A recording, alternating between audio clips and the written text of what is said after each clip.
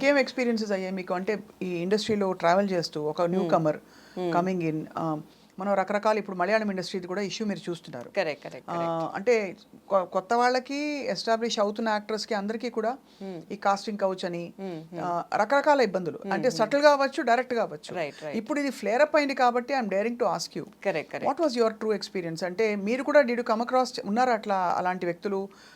కొంచెం ఇండైరెక్ట్గా హింట్స్ ఇచ్చో లేకపోతే this is the way it goes అని చెప్పే ప్రయత్నం చేసిన సందర్భాలు ఉండుంటాయి. Definitely as I told in the initial stages I don't know how this works. అంటే ఇది ఎలా, అంటే ముందుకు ఎలా తీసుకెళ్ళాలి ఏంటి అనేది ఒక ప్రాపర్ కరికులం లేదు కాబట్టి జనాల్ని కలిసే బట్టి అది అర్థం చేసుకోవడానికి కూడా కొంచెం టైం పట్టేది, what they are trying to ask అనేది. తర్వాత the way I responded or with the way I presented, వాళ్ళకి అర్థమైపోయింది that I don't work how they want me to work in that particular వే.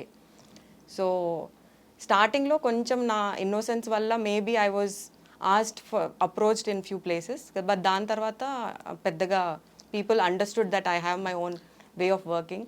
ఈ అప్రోచ్ అవ్వడం Kalpika, I mean of course మీరు నేను names చెప్పమని మిమ్మల్ని ఇబ్బంది పెట్టాను, బట్ అప్రోచ్ అవ్వడం అనేది సటిల్గా అవుతుందా, డైరెక్ట్గా ఎవరి చేత పంపిస్తారా మెసేజ్, ఎలా జరుగుతుంది?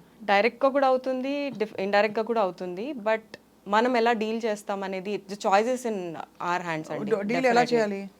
ఎలా చేయాలి అంటే నేను I was up front to the face, I don't work like this అని చెప్పడం జరిగింది. Or I will say that I will either slap you and go, or I would say that నేను మిమ్మల్ని ఎక్స్పోజ్ చేయడం కూడా జరిగే ఛాన్సెస్ ఉంటాయి మీరు ఇలా మాట్లాడితే, this is not the right way. If you want this kind of work at least don't call people like me అని చెప్పేసి వెళ్ళిపోవడం జరిగింది. I just walk out. Yeah. So అదే అంటున్నా, choices in our hands, we have to make. అంటే చాలా మందికి ఈ పాటి ధైర్యం కూడా ఉండదు. Right right. బికాజ్ ఏమవుతుందో, ఏం ఫ్లేర్ అప్ అవుతుందో అని చెప్పి ఒకటి ఆపర్చునిటీస్ పోతాయనే భయం, రెండోది ఎందుకు ఒక పెద్ద డ్రామాటిక్గా ఒక ఎపిసోడ్ అవుతుంది కదా, మన గురించి రకరకాలుగా అనుకుంటారని చెప్పి. సో ఈ కాంటెక్స్లో Kalpika, I must ask you, మీరు ఎప్పుడు చాలా కాలం పాటు చాలా కాంట్రవర్సీస్ మధ్య ఉన్నారు, for things that you have said done. చాలా మందిని మీరు చాలా కోపంగా అడ్రస్ చేసి వాళ్ళని డైరెక్ట్గా అటాక్ చేసిన సందర్భాలు ఎలా జరిగింది? అదంతా ఎందుకు జరిగింది? అది YS Kalpika Ganesh always in news. నేను ఎప్పుడు బిలీవ్ చేసేది ఏంటంటే, ఇంటర్వ్యూస్ కూడా నాకు పెద్ద నేను ఇచ్చేదాన్ని కాదు, ఎందుకంటే I always believe the work should speak more than words. So నేను ఎప్పుడు అలాగే I use to travel with my work అంతా. But of late what happened, I think being part of an industry which is very unpredictable in a way, very uncertain in a way. So అందంతా uncertainty వల్ల ఒక తెలియకుండా మనకు ఒక inbuilt trauma అనేది build అవుతూ ఉంటుంది. సో సమ్వేర్ ఐ థింక్ నాకు అది వన్ ఆఫ్ ద ఫ్యాక్టర్ కూడా అయింది in a way. Waiting for the roles, అంటే నాకు నచ్చే రోల్స్ నాకు రావాలి, నాకు ఇలాంటిదే చేయాలి, సో ఇలాంటి ఎందుకు రావట్లేదు, నేను ఇంకా ఏమేం చేయాలి to reach there, what is going wrong అనేది, ఆ థాట్ ప్రాసెస్ అనేది ఎక్కువ బిల్డప్ అయి ఉండేది.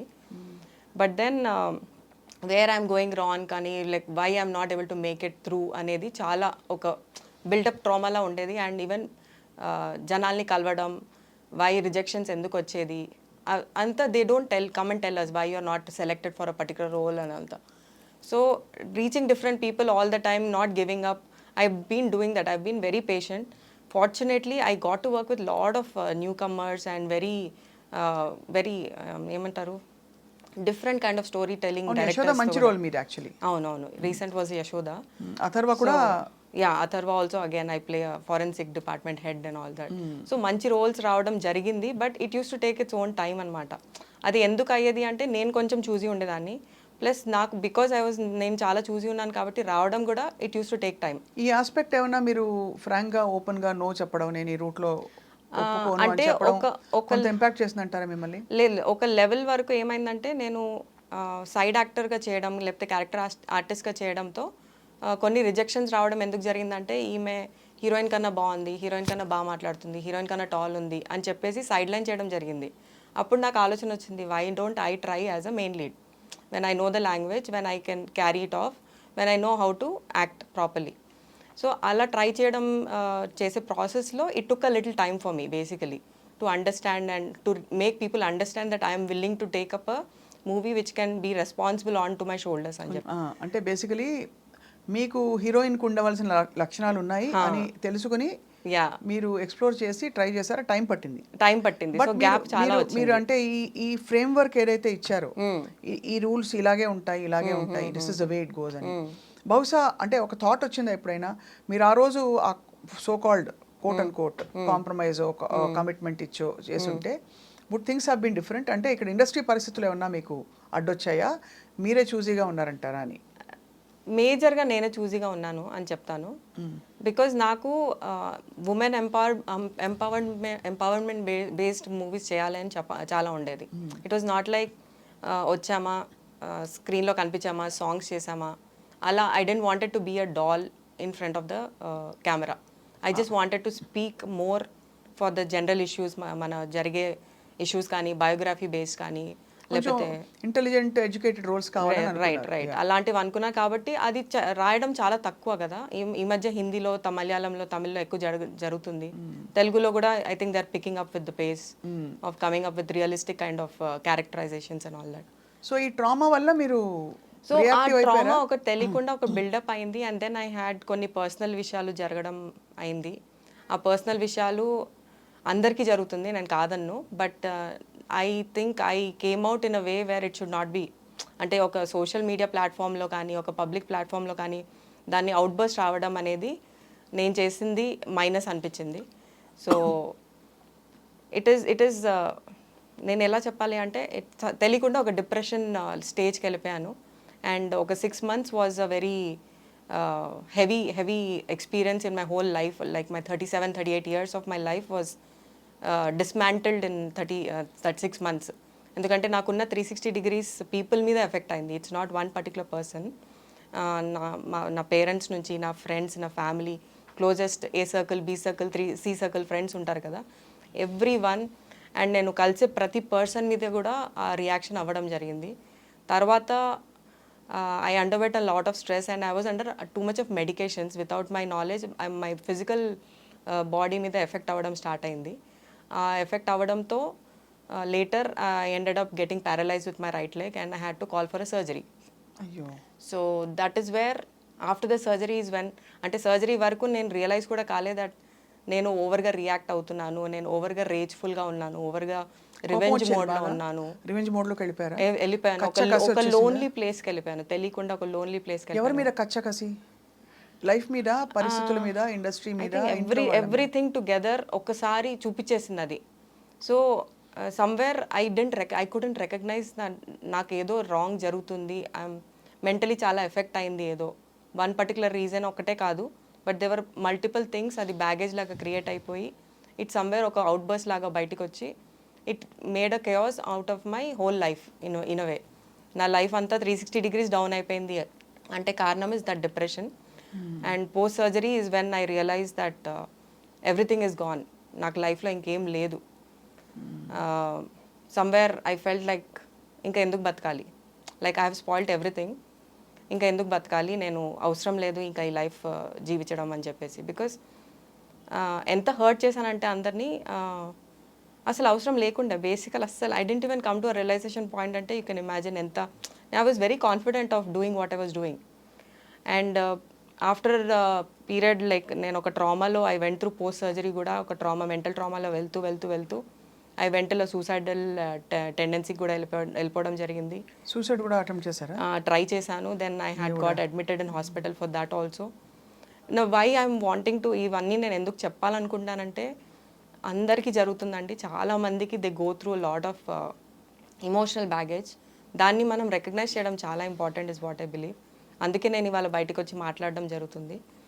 అండ్ రికగ్నైజ్ చేయడం ఒకటే కాదు, ఇప్పుడు మనకు ఒక ఫీవర్, కోల్డ్, కాఫ్ ఎలా వస్తుంది, mental disease is also a disease which has to be vocal. కానీ మీకు సింప్టమ్స్ అస్సలు తెలియలేదు కదా, అంటే మీకు అసలు ఆ థాట్ కూడా రాలేదు అస్సలు. Yeah, and one of the symptom was excessive online shopping అంట for the disease that I have, which is called bipolar. Fortunately, I'm recovering from it. I've taken a lot of medications and takes a lot of courage to come out. మీరు ఎంత ధైర్యంగా బయటకు వచ్చి నాకు mental illness ఉందని చెప్పారు. Of course ఇది విన్నాం మనం అదర్ యాక్టర్స్ చెప్పడం, బట్ ఒక స్టేజ్ చేరిపోయాక చెప్పడం వేరు. అప్పుడు వాళ్ళు పికాసో ఏది వేసినా పెయింటింగ్ అన్నట్టు యాక్టర్స్ అండ్ చాలా అచీవ్ చేసిన వాళ్ళకి అదొక నాన్ ఇష్యూ. కరెక్ట్ బట్ మీరు ఇంకా అస్పైరింగ్ స్టేజ్లో ఉండి కరెక్ట్ చెప్పడం అనేది ఇట్స్ అన్ అమేజింగ్ కరేజ్.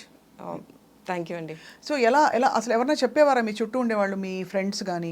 అంటే 2-3 of my friends have actually recognised, but వాళ్ళకి నన్ను రీచ్ అయ్యి చెప్పే ధైర్యం కూడా రాలేదు. ఎందుకంటే ఎక్కడో ఒక రీచబిలిటీ యాక్సెస్లో లేకుండే నేను. అంటే ఏం చేసేవారు మీరు ఆ టైంలో? ఓవర్ అగ్రెసివ్ అండి, ఓవర్ అగ్రెసివ్. అగ్రెషన్, యాంగర్ అనేది ఇట్స్ అన్ ఎమోషన్, అందరికి ఉంటుంది. బట్ ఓవర్ లెవెల్లో వెళ్ళిపోయి నన్ను నేను డిఫెండ్ ఓవర్గా చేసేసుకోవడం, తెలియకుండా పోక్ చేసి మరీ హర్ట్ చేయడం, ఏదో పాత టాపిక్స్ తీసి మరీ హర్ట్ చేయడం, అంటే unnecessary things. You don't have to have everything in your memory bank కదా. So some things you have to just let it go.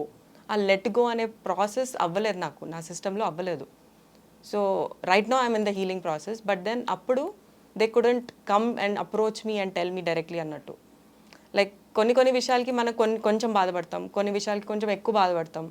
నేనేంటంటే ఈవెన్ ద ఫస్ట్ లెవెల్ బాధని కూడా నేను దాన్ని జూమ్ లెన్సెస్లో చూసేసి దాన్ని రియాక్ట్ అవ్వడం జరిగింది. అండ్ ఎట్లా అంటే ఒక స్విగ్గీ పర్సన్తో, ఒక డాక్టర్తో, ఒక పోలీస్ పర్సన్తో, every person I had an issue. It was not like I want to target someone అని కాదు, that was not my intention. Anyone who was coming into my boundary, నా బౌండరీలో వచ్చేసి ఏదైనా మాట్లాడినా నేను అది తీసుకోలేకపోతున్నా. ఇట్స్ లైక్ నేను I'm in a different world అని, I exist in that world అన్నట్టు ఫీలింగ్లో వెళ్ళిపోయా. It was a very lonely space is what I can say. And it's a very scary space to, because మన కంట్రోల్లో మనం ఉండము, మనకు తెలీదు వాట్ ఈస్ హ్యాపెనింగ్. అండ్ నా బాడీ కట్ అయ్యాక I realise that what I did was actually very out of the box. How is it connected? అంటే మీకు బాడీ కట్ అయ్యాక ఎందుకు అంటున్నారు? అంటే ఎందుకంటే ఒక షాక్ లా పనిచేస్తుందంటారా? In a way, imagine I think because of the whole trauma and stress that it took also, it led me to the surgery in a way. It was partially connected and it was a lower back surgery. అప్పుడు మీకు అర్థమైంది that yes అంటే because I అందరినీ దూరం చేసేసుకున్నాను, including my parents, my brother, my closest people. In fact everyone went till a stage thinking that నా suicidal note బయటికి వస్తుంది, my suicide news will be coming out next అని. అంత భయంలో వెళ్ళిపోయారు అందరూ. So everyone try to reach me, but ఆ access అస్సలు దొరకట్లేదు జనాలు. They were scared where I will probably shatter them on social media. ఇట్లా ఏదో ఒకటి చేస్తానని భయం పట్టేసుకున్నారు వాళ్ళు. So no one could actually reach me. But after my surgery నాకు చుట్టూ తిరిగి చూస్తుంటే దే వాజ్ నో వన్ అండి to ask me how I am, I you okay. So just imagine, అంటే apart from your family, your friends or your family. So somewhere అంటే ఎక్కడో self destructive self destructive మోడ్లోనే వెళ్ళిపోయాను ఉన్నారు. కాబట్టి అన్ని మీ support systems మీరే నరికేసుకున్నారు. నేనే కట్ చేసుకున్నాను. ఎందుకు వస్తుంది సెల్ఫ్ డిస్ట్రక్షన్ బైపోలార్లో? వాట్ ఇస్ ద, అంటే మీకు ఏం చెప్పారు? అంటే when they diagnosed they said that neurons and protons in the brain కొంచెం డిస్కనెక్ట్ అవుతుంది, దానివల్ల కాగ్నిటివ్ బ్రెయిన్ కొంచెం వర్క్ అవ్వదు ఇన్ రెగ్యులర్ ప్రాసెస్లో. సో నీకు బ్యాగేజెస్ ఉండే కొద్దీ you called it to a place where ఇలాంటి ఫేజెస్ అవుతూ ఉంటాయంట. దీన్ని ఒక మేజర్ ఫేజ్ అంటారు. సో ఇలాంటి డిసార్డర్ ఫేజ్ మళ్ళీ రాకుండా చూసుకోవాలి అంటే constantly you have to again either be on medications or you have to do a lot of meditation, self healing related courses చేయడము, journaling, a lot of things add up to all of these things.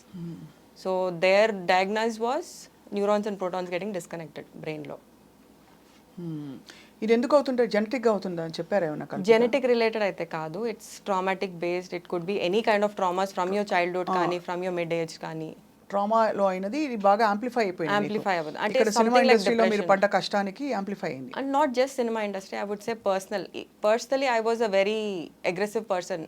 ఒక వేలో as I told I was very introvert. So ఆ ఇంట్రోవర్ట్లో తెలియకుండా you don't share a lot of things to your closest also. You try to keep everything with in you. Somewhere it has an outburst, and this was my phase of outburst అని చెప్తా.